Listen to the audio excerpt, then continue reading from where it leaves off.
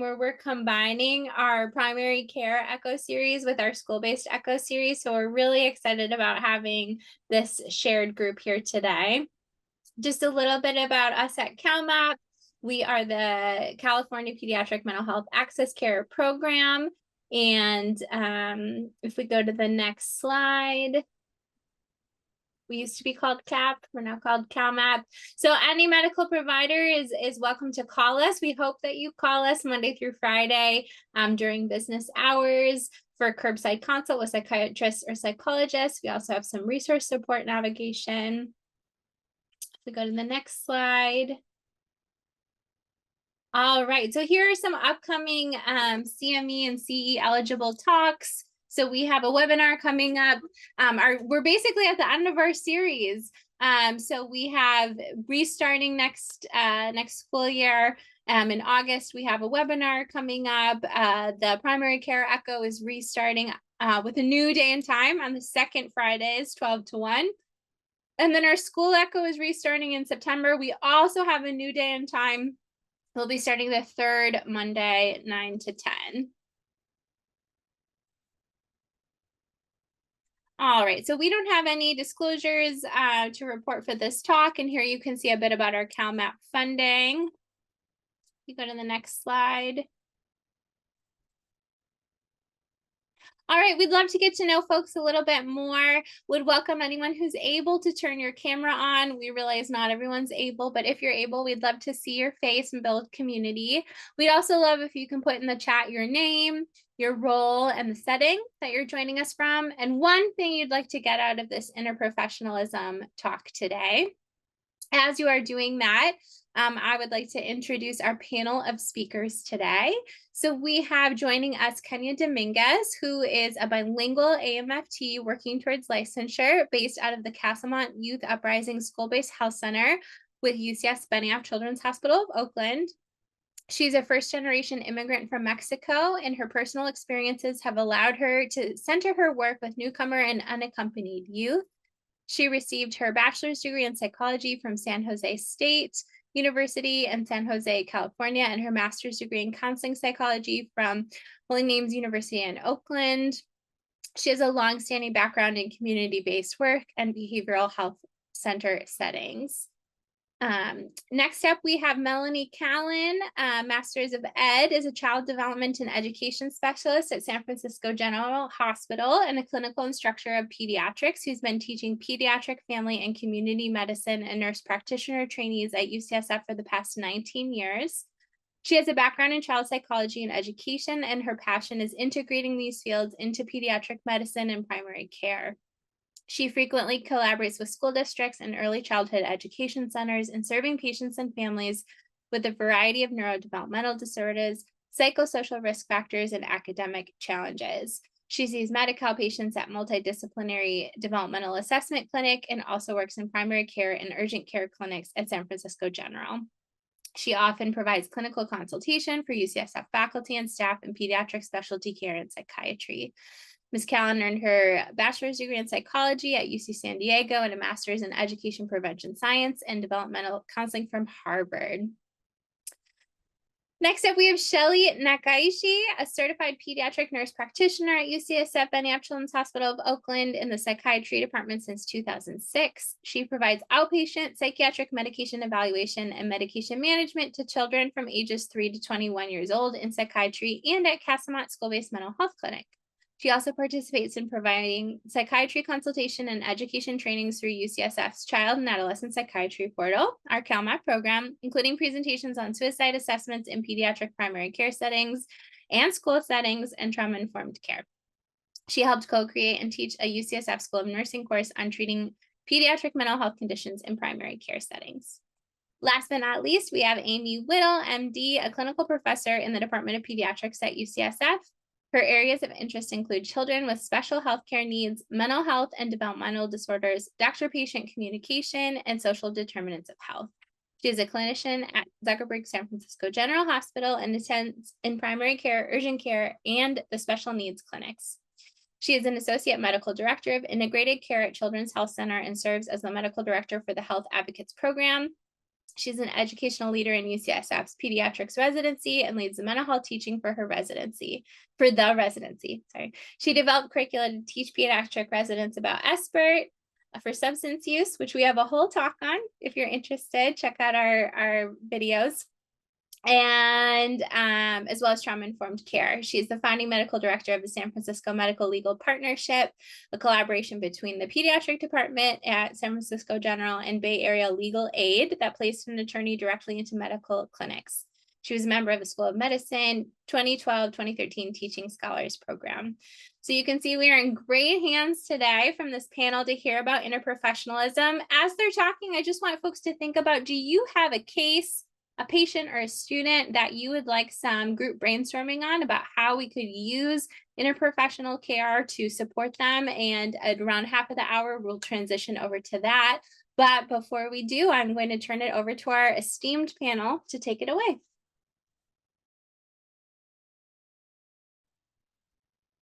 Thanks, Lauren. So we have 4 learning objectives that we're going to accomplish during our time together.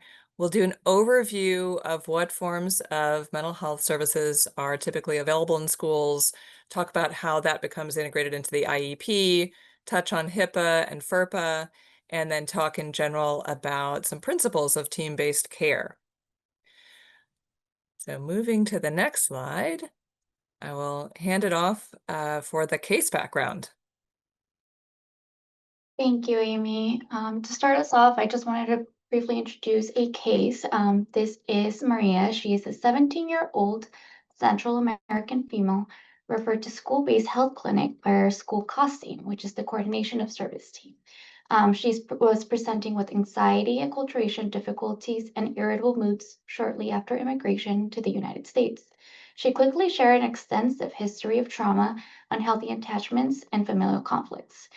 During the course of the treatment, she disclosed a variety of somatic symptoms, high scores in her GAD, which is the anxiety questionnaire, and panic attacks. Due to patients' high anxiety scores, a psychiatry referral was created. She was then prescribed a low dose of Lexapro, where she believed that the medication was exacerbating her symptoms and became non-compliant with medication. Due to her continuous symptoms, patient was encouraged to schedule an appointment with her PCP. She frequently refused medical examinations, but continued to schedule visits with different medical providers for emotional support when other staff, such as medical social workers or her therapists, were not available to aid her in a crisis. Due to the consistency in her stories and symptoms, providers began to collaborate and share ways that they could address her crisis. At this point, we were only aware of staff members that were supporting the youth at our clinic, and were unable of how many school staff were also involved in her care. After multiple PCP visits and not taking medications as prescribed, patient went to the ER for 2 nights with severe pain. By not taking her antibiotics, the infection progressed and required emergency care. Without the encouragement and support from our health providers, patient's health would have been at a greater risk. Next slide, please.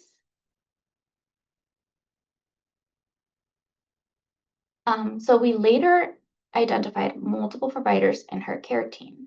If we can see in the circle, bottom right corner is the social worker that supported with emotional crisis at school.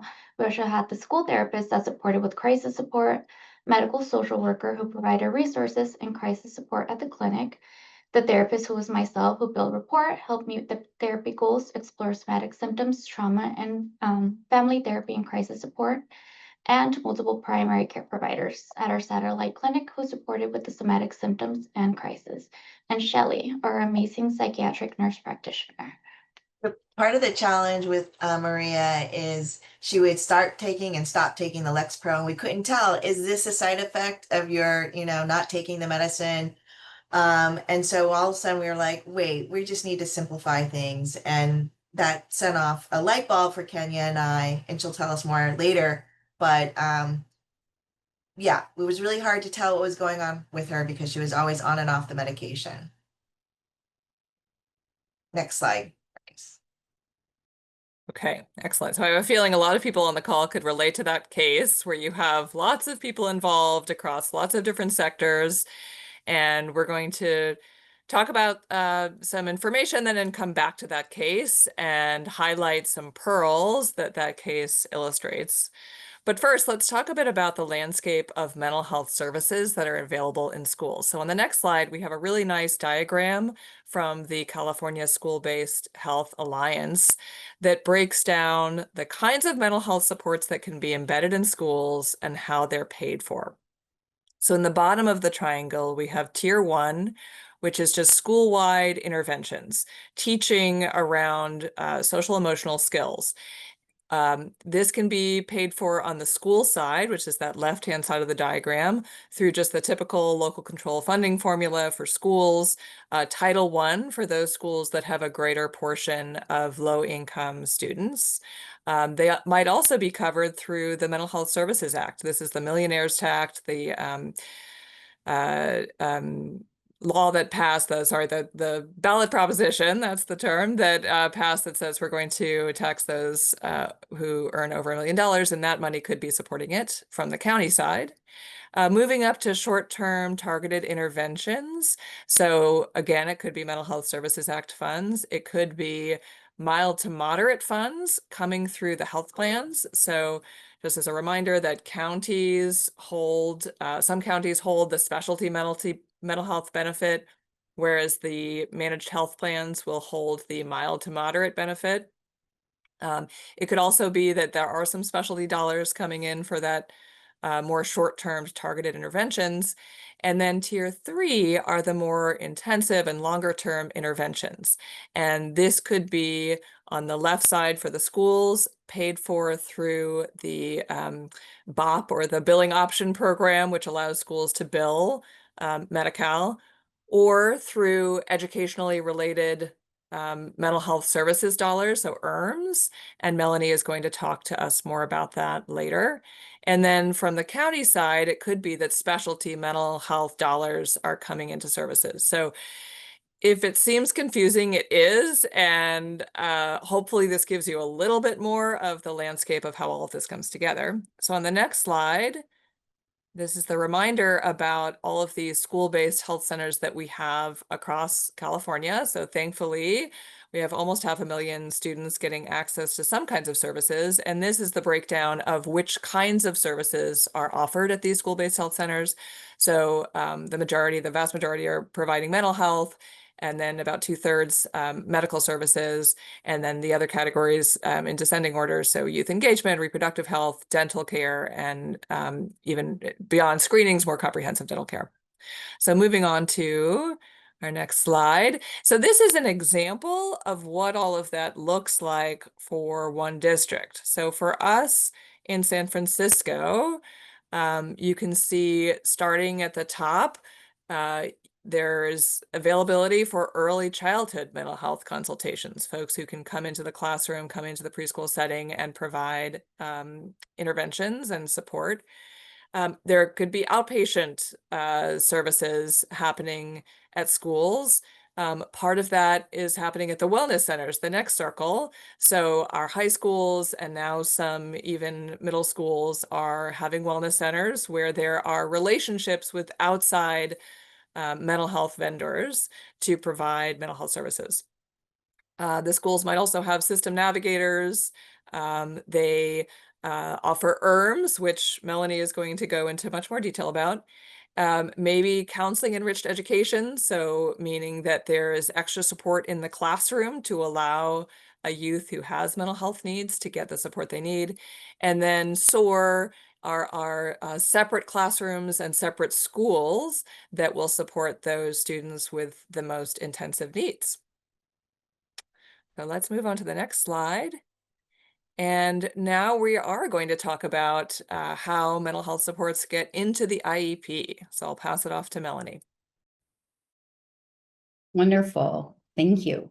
So I want to just talk about school-based supports and services, and this includes mental and behavioral health, but also could include academic and other domains of intervention. So if there is a student or a patient where there's any suspected concern indicating a need for more supports and or evaluations, hopefully they're providing this tier 1 school-wide interventions of support. Oftentimes when there is an identified either behavioral concern, mental health concern, or academic related concern, they'll provide what's called response to intervention, meaning sort of embedding supports and providing some minor accommodations within the general education setting, but not direct services. If a family or a school staff member or provider has more significant concerns and is looking at implementing supports, oftentimes the first step is what's called an SST, or a student success, student study team meeting. This is where districts within the school come together with the family to talk about what the concerns are and what they could do next steps wise, which often includes moving towards assessment. This may be for a 504 plan, which is a civil rights law that grants equal or equitable access through accommodations and modifications, or it may put forth the assessment for an IEP, or individualized education plan, which would qualify those with eligible conditions for mandated services. Next slide, please. So school-based mental health services, fortunately, and I would say unfortunately, are differ very greatly from literally school building to school building, district to district, county to county, state to state, and nationwide. Generally, again, schools are supposed to offer tier 1 interventions to everyone, whether they need mental health, behavioral health, emotional health needs that are impacting their access to learning. If, again, a patient or a student has an IEP or may need to get one, in order to ensure that they get access to mental health services at school, they must have a separate assessment done. And this can be arranged. So in terms of the mental health services that public schools are required to offer, again, it could be this tier 1 level for all students, this check-ins, consultation with school staff. It could be a higher level, tier 1 to 2, where they get behavioral strategies that are implemented, or potentially if they have special education services, they may be meeting with a school-based counselor or therapist, providing individual or group 45 minutes or more. And then if they're at a higher level of need, they may be qualifying for tier 3, which is for the ERMs, or educationally related mental health services. So again, what happened is in 2011, the Assembly Bill 114, Chapter 23 was signed into law, saying that school districts are solely responsible for ensuring that students with disabilities, so identified through an evaluation and have an IEP, receive special education and mental health related services. It's previously provided by county. The schools now must provide them. And this is where redirection of funds from county mental health went to the local education agencies. What that looks like in reality, again, is very different from school to school and district to district. Next slide, please. So I want to sort of review what this ERMS, or educationally related mental health services, actually means. This is a service for students who qualify for special education, meaning they have an individualized education plan in place. It is saying that in order for them to access their special education, not just general education, they must get direct mental health services delivered via the school.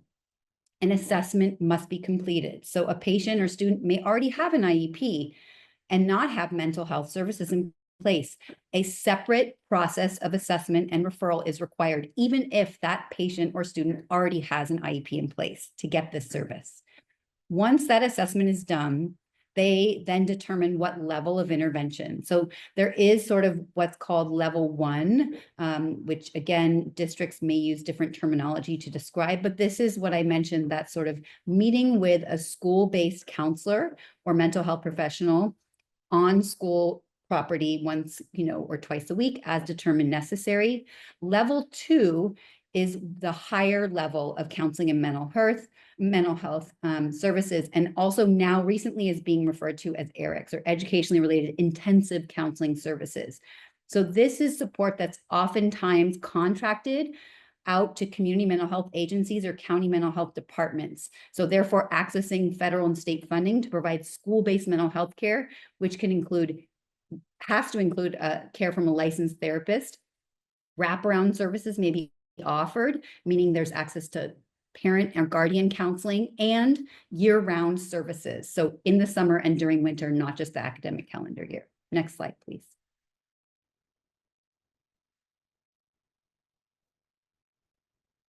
Okay, thanks, Mel. Now we're going to move on to HIPAA and FERPA. So next slide gives us a nice table to compare the two laws. So FERPA is the law that applies to educational agencies and those that are getting funds from the U.S. Department of Education. And then it applies to the records that are maintained in the educational institution or any party acting on their behalf. So importantly, that does include health records maintained by a school nurse or a person providing health services who is employed by or acting on behalf of the school.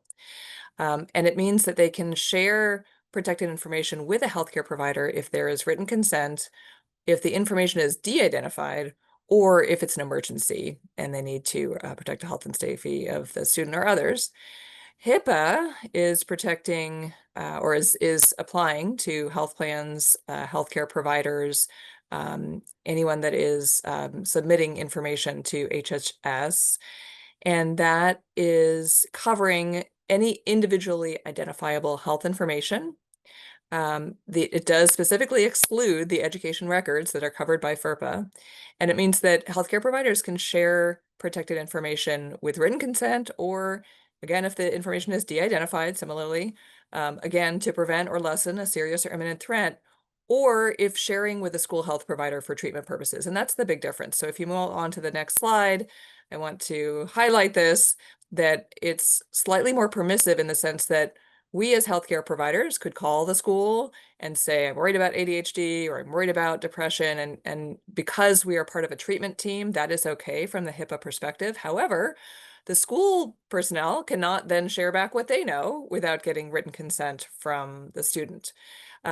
As Melanie mentioned, a lot of this is school by school, county by county. You know, if you happen to have a relationship with folks in the school, they might not do the letter of the law thing and might disclose some information. But my experience has been that 99% of the time, folks want to see a written consent before they will share any information. But like I said, if it's for treatment purposes and you're communicating with healthcare providers at that school, including mental health care providers, you can disclose information. So let's move on to the next slide where we talk about how team-based care applies here and how we have solved some of, or not solved, but how we at the General have tried to get around some of these issues when it comes to HIPAA or FERPA, or to at least ease the barrier that presents. So let me move on to our next slide. Sorry, first we're actually going to talk about these different roles that folks are playing on the team, and I will turn it over to Shelly and Kenia. Thanks, Amy. So we all know that each school district offers different services. Not all schools have mental health services on site or support. Some of them do have those wellness centers that were previously mentioned. So it is very important to identify the roles that each individual plays.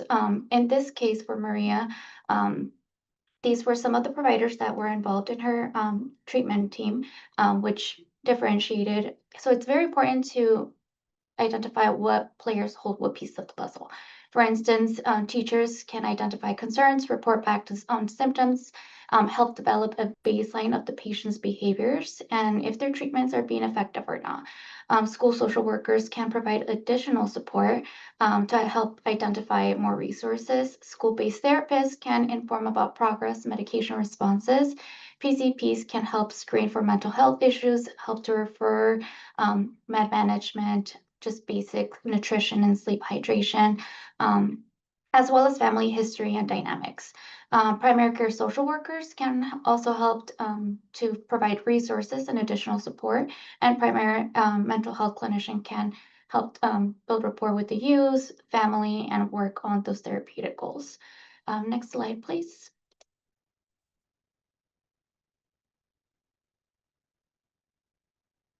So we can just scroll through this quickly in the interest of time. But, just to kind of review some points again for providers, when meeting with parents or guardian in place or could be in place, specifically asking about meetings. I think this is the key word. What kind of meeting? Was there an acronym or a letter? What was it? Who was there? What happened? There's some additional information on the slide. I think it's getting consent. I cannot emphasize that enough, as we spoke about, especially with the issues around, medical versus educational consent. And again, who is the education rights holder? And you can continue with through this slide. I want to show you on the next slide. Again, having a medical diagnosis does not guarantee or even ensure that an assessment or services will be provided at school. This is just a quick example of the consent form that we developed to include our local school district automatically in a one-page form, and also include protected mental health information for patients to sign. Next slide. Thank you, Melanie. So it is important, as Melanie and Amy have both shared, ROIs are crucial. It is also very important for the individual's family and the patient to recognize what each provider's role is, and for us to focus on one soul and piece so that we can all create the whole puzzle of helping the youth at school-based settings. It's important to communicate, schedule appointments, and help follow up with each other to ensure that we all understand what's going on, what the patient's presenting with, and ways that we can each support at the clinics and at school settings. Next slide, please. There was a variety of interventions that we utilized to support the youth, from the school social work needs, school therapists and stressors, PCP, psychoeducational nutrition, hydration. So it's very important that we all, once again, continue to defining those roles that we each play and communicate with each other, which is why ROIs are really, really important. Next slide. I want to slow down just a little bit, Kenya, and go back to the last slide, because people may not realize that there's different schools might have different community providers. Like we're lucky in at UCSF Children's Hospital Oakland, because the school-based health center has the primary care, which is part of UCSF, the psychiatry provider, which is part of UCSF, and Kenya, who is the therapist. So we don't have to do an ROI, but we did do ROIs to talk to the school. And so that's and it was helpful. And when we looked at who was doing what for Maria, we were all talking about the same issues, and she was going to, and Kenya will talk about this more, but Kenya really got us all together to talk about what is our role and how are we going to support this young person, because we are doing all the same things. So that will be unfolded next. Next slide. Thank you, Shelly. After we collaborated, we realized that a lot of things have changed. All providers were able to redirect the patient to identify that specific person that can help aid her, whether it's at school settings, whether it's with resources, or once again, her physical needs with the PCP and psychiatry. So she was we realized that all patient wanted was caring adults to comfort her emotions. Once she was hospitalized, she was giving lots of attention. So that's when we realized that that's what she wanted. She wanted her mom to believe her. She wanted the medical staff to notice that, in fact, she did have, health issues. With all of our collaboration and support, we were able to help her get just that. We worked on the basics to ensure that she was hydrating, eating properly, resting, developed coping skills that allowed her to self-regulate and not seek adults for comfort. And she developed healthy attachments and relationships with her mom and her care team. But most importantly, she developed tools to show up for herself after the interdisciplinary team continuously showed up for her. She now presents with less somatic symptoms, less crisis at school and in community settings. Her self-esteem has drastically grown, and she received various awards at school, recently graduated high school, and is off to college. And that was all because the team continuously listened to her. We were able to help aid, communicate, and ensure that she didn't have to repeat her stories, which is also very trauma-informed care, to ensure that she had all of the supports not only at school, but also at the hospital and clinic.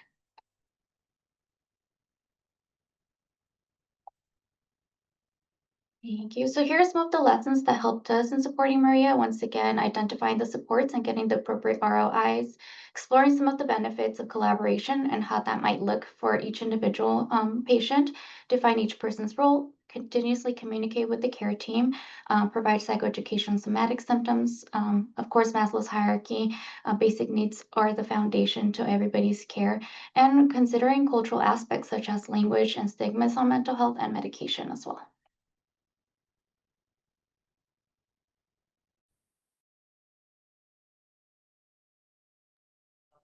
Well, that brings us to the end of our presentation. Thank you for your attention, and we're curious to open it up for discussion. Questions that folks have or ways that people have been able to get around some of these challenges of communication between the healthcare team and the school system. I was going to bring up one other point is another thing that we did in primary care is we only had one primary care doctor work with her so that there was less having, she wouldn't be reaching out to more PCPs and telling the same stories. And it was clear our first line was, are you eating? Are you sleeping okay? Because that usually was part of the challenge. I think it's a great point, Shelly. So we just did a QI project over this last year on this topic in our clinic, looking at continuity, and we're at about 50% continuity. So for those of you who might be sitting in the school, just know that unfortunately, sometimes that trust and that relationship that might develop between a provider and a student, it might be hard to continue that because of the complexity of our scheduling systems. And that 50% is pretty average, actually. Some systems do it better, but that's about where we are. So yeah, we're curious if you all, as the audience, have a preferred way of communicating between the school and the primary care provider. We know that there are various roles being represented here. And just curious if you're seeing notes from your specialty system / ERMs appearing in the EMR for those of you who are on an electronic medical record. I know for those of us in San Francisco, specialty mental health notes recently started to appear in Epic, and it is absolutely game-changing. I kind of can't believe that we never used to be able to see when folks were seeing their therapist or their psychiatrist and what the decision-making was at those visits. So I'm very grateful for that.